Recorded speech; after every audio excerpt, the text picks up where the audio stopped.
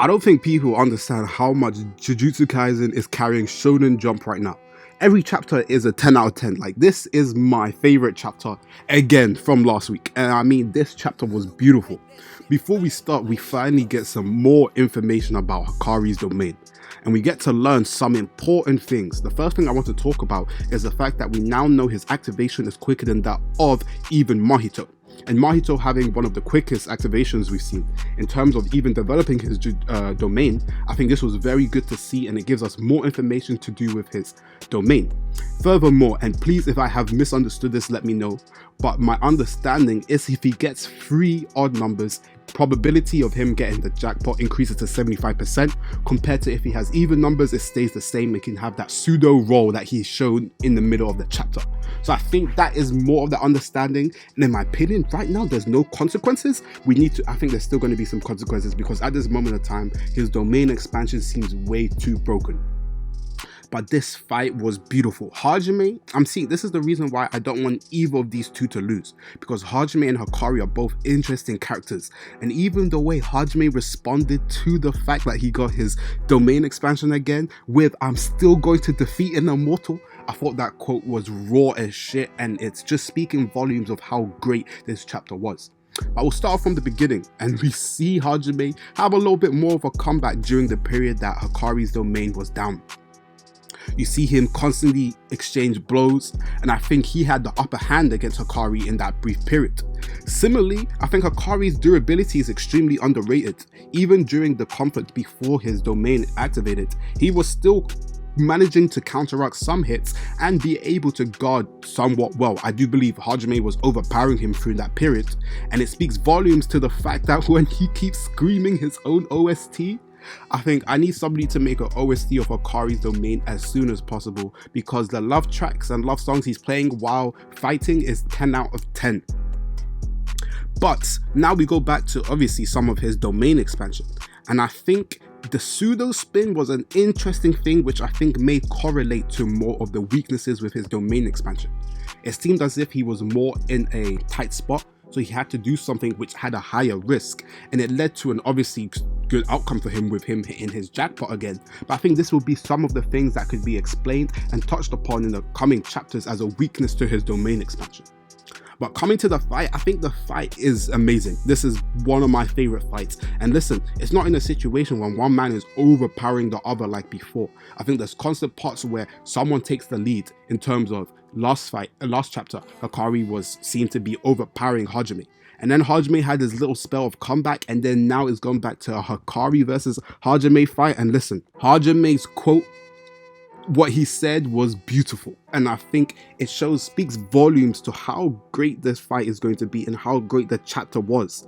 I think I love the part where they became JoJo characters and started flying up in the air. If you've seen the Dio versus Jotaro scene with their stands, it reminded me perfectly of that. And I think, listen, the even end part where you see him overwhelmed with the cursed energy, and then you see Hajime overwhelmed with the lightning cursed energy, it looks insane, and I'm just super excited for even the coming chapter next week, because the continuation of this fight is going to speak volumes of what's to come, especially with the fact that we haven't still seen a Hajime domain expansion. I can't lie to you, I'm just very excited. I think my favorite quote was, "So if I can get out of this in 4 minutes and 11 seconds, I win." But that's what a small fry would think, and it just speaks volumes to Hajime's mindset and the fact that he wants to destroy Hakari at his best. And listen, I low-key believe he might. I think that quote alone, and his even fact that he hasn't used a domain expansion, it speaks volumes of what is more to come.